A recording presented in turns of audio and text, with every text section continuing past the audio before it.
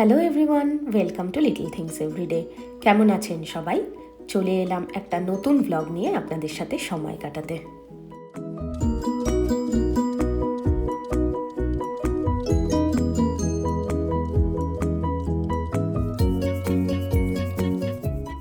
শীতকালের এই সকালটা আমি শুরু করি ভিটামিন সি ওয়াটার খেয়ে।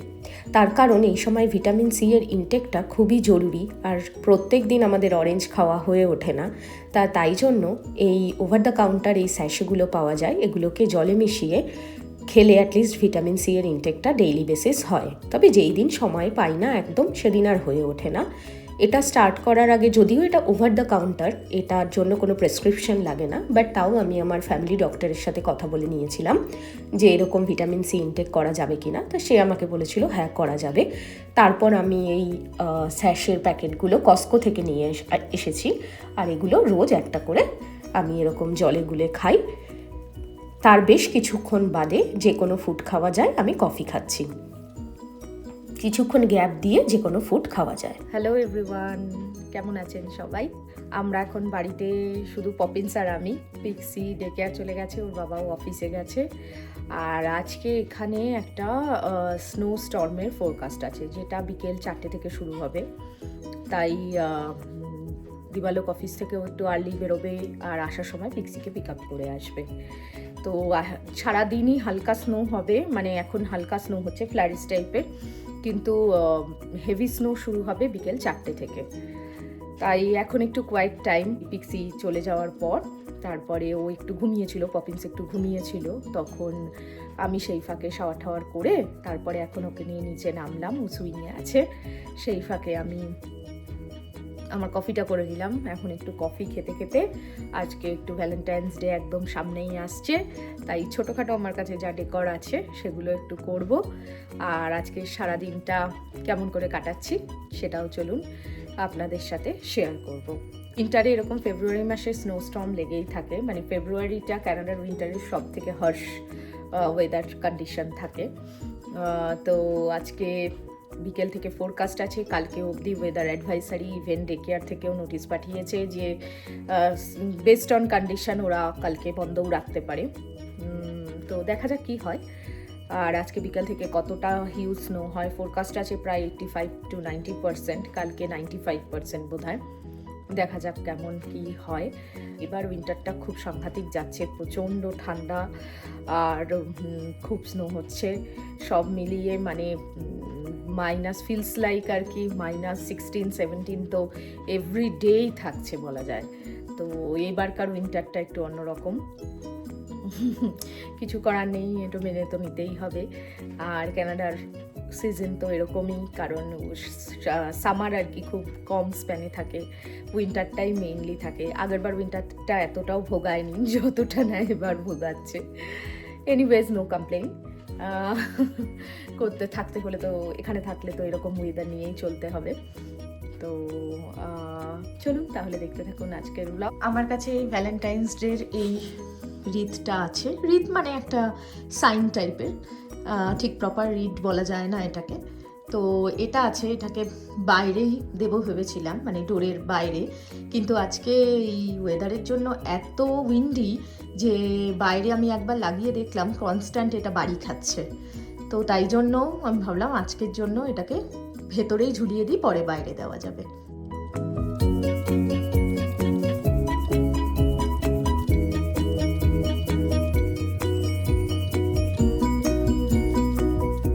সুন্দর হারটা এটাকে ঝোলাচ্ছি, হ্যাং করিয়ে দিচ্ছি ওয়াশরুম পাউডার রুমে ডোরের বাইরে।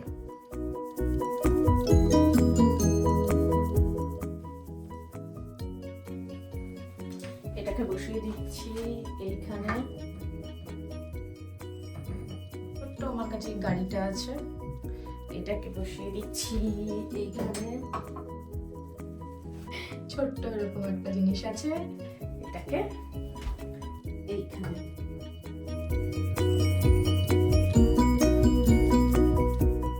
সেমই রাখছি এই রেড থিমে, যেরকম ক্রিসমাসের টাইমে ছিল, এগুলো আর চেঞ্জ করছি না।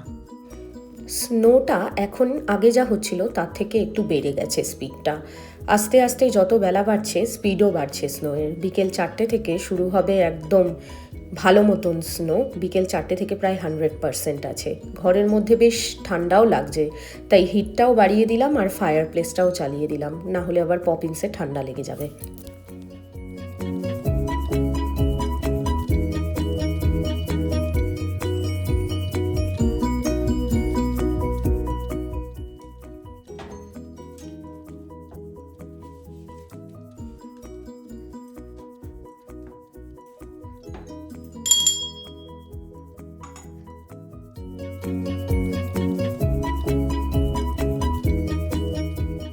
জিঞ্জার জারটা রাখার জন্য আমার কাছে এরকম একটা বাঞ্চ আছে, সেটা আমি রাখবো জিঞ্জার জারে।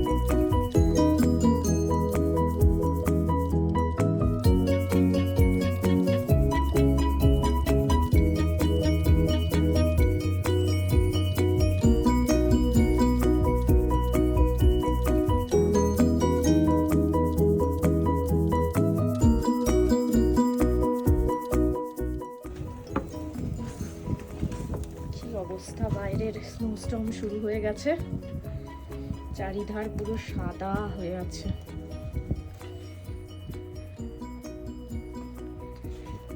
সাংঘাতিক অবস্থা, এটা আরো বাড়বে। এই যে পোর্চটাও পুরো ভরে গেছে।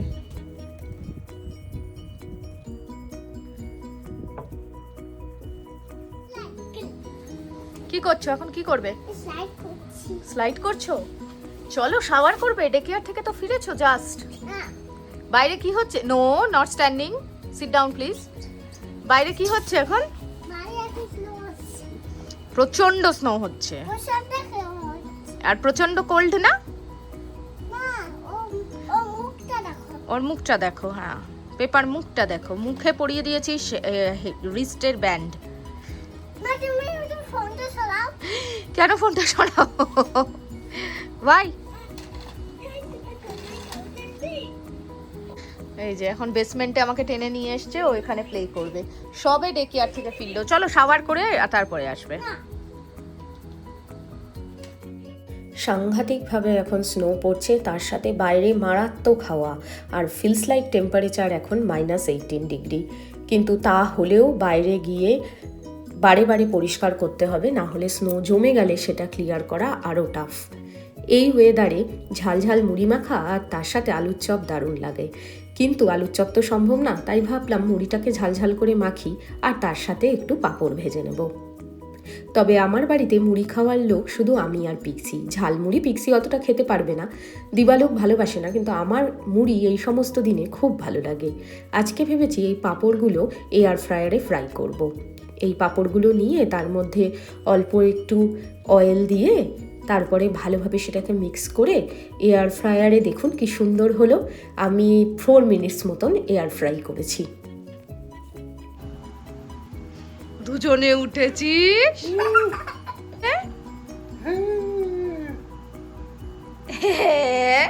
পাপলা পুকলা। সাংঘাতিক অবস্থা, চারিধারের বাড়ি পরিষ্কার করছে। এই স্তূপাকৃতি বরফ তৈরি হয়েছে পুরো।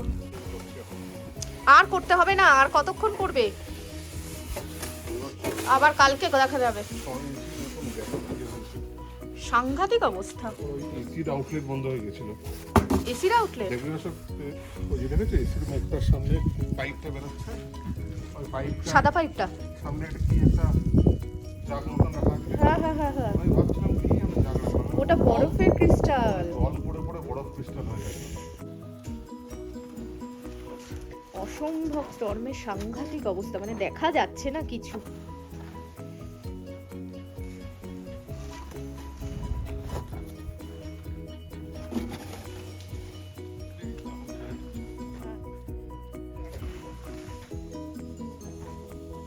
হ্যাঁ আমার এখানে মধ্যে আসতে কোনো অসুবিধা হবে না। না না, আমি আর যাবো না, আমার ছুটিটা কাপড়ে। সাংঘাতিক স্নো হচ্ছে, মানে দিবালোক বোধহয় গত 1 ঘন্টা ধরে, 1 ঘন্টা না হলেও 40 মিনিটস তো হবেই, 40 মিনিটস ধরে ও ক্লিন করছে। বললো 3 বার করে ক্লিন করলাম, 6 সেন্টিমিটারেরও ওপরে স্নো হয়েছে। হ্যাঁ বাবা, তারপরে আমাদের যে হিটিং সিস্টেমের যে পাইপ সেটা ফুল আটকে গেছিল, মানে ওটা অবধি বরফ পৌঁছে গেছিল। বলছে ওটা ক্লিন করেছে কিন্তু ওটার সামনে গলে গিয়ে বরফ জমে গেছে পুরো, ওটা ভাঙতে পারেনি। তো ওটা আর কিছুদিন, মানে কিছুক্ষণ দেরি হলে আরো বরফ পড়ে ঢেকে গেলে পুরো হিটিং সিস্টেমই বন্ধ হয়ে যেত। সাংঘাতিক ভাবে স্নো হচ্ছে, মানে এখন তো ক্লিন করলো, আবার কালকে সকালে গিয়ে আবার কত ক্ষেপে করতে হবে জানি না। হ্যাঁ, কিরকম স্নো হচ্ছে তুই একটু বল। স্লো হচ্ছে, তুই বল কিরকম স্নো হচ্ছে বাইরে। স্লো হচ্ছে বাইরে, সাংঘাতিক হচ্ছে না? শান্তিতে হচ্ছে। কিরকম স্নো হচ্ছে? সাংঘাতিক হচ্ছে, আগে বল একটু। প্লে করবে, প্লে করবে। আচ্ছা আচ্ছা, চল চল, ওর আছে, প্লে করব প্লে করব। লাগলো ক্লিন করতে 45 মিনিট। তারপর স্নো মনস্টার আসলো, বললো পিক্সি তুমি খাওনি?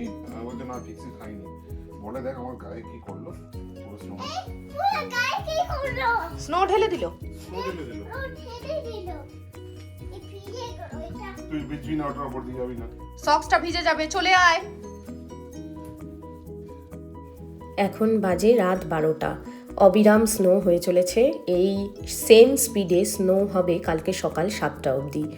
সকালে ওঠার পর যে কতটা উঁচু স্নো জমে থাকবে সেটা বেশ ভালো মতনই বুঝতে পারছি। তার সাথে হাওয়াও বয়ে চলেছে। আর মুশকিলের ব্যাপার, কালকে আমাদের গার্বেজ ডে, তাই অনেকবারই বাইরের ক্যানগুলোও বের করে দিয়েছে। দিবালোক বলল এখনও গিয়ে আরেকবার স্নো ক্লিন করবে, তারপরে গার্বেজের ক্যানগুলোকে বাইরে বার করবে। সাংঘাতিক অবস্থা, যাদের গাড়ি বাইরে তাদের তো ফ্রন্টিয়ার্ডের সাথে সাথে গাড়িও পরিষ্কার করতে হবে, আরও মানে বেশি কাজ তাদের জন্য। যাই হোক, দেখা যাক রাতে কীরকম থাকে। সকালবেলা ঘুম থেকে উঠে নিচে নেমে এসেই দেখলাম এই অবস্থা। প্রত্যেকে বাড়ির বাইরে বেরিয়ে পড়েছে পরিষ্কার করার জন্য। অফিস ডেজে সকালে এইভাবে যদি এতক্ষণ স্নো পরিষ্কার করতে হয় বড়ই মুশকিল। তবে এই স্নোয়ের জন্য এখানকার স্কুল বোর্ড থেকে সমস্ত স্কুলকে এবং ডে কেয়ারকে আজকের জন্য বন্ধ রেখেছে। কিন্তু অফিসের তো আর রেহাই নেই, তাই বাড়ি থেকে তো সেটা করতেই হবে। কিন্তু এই অফিসের দিনে, ওয়ার্কিং ডেতে এতক্ষণ স্নোয়ের পিছনে দেওয়া সত্যিই খুব মুশকিল হয়ে যায়। এই ওপরটা দেখলে বোঝা যাচ্ছে কতটা স্নো হয়েছে, কারণ এর ওপরটা তো আর ক্লিন হয়নি। কতটা ডেপথ স্নোয়ের সেটা এটা দেখলে বোঝা যাচ্ছে। সমস্ত এই যে ফেন্সিং ওয়ালগুলোর ওপরেও জমে গেছে। এই যে এখানে দেখুন কি অবস্থা। ব্যাকইয়ার্ড তো আর পরিষ্কার করা হয় না, ফ্রন্ট ইয়ার্ড করেই অস্থির মানুষ। সাংঘাতিক অবস্থা, মানে সিঁড়ি দেখা যাচ্ছে না ব্যাকইয়ার্ডের কোনো।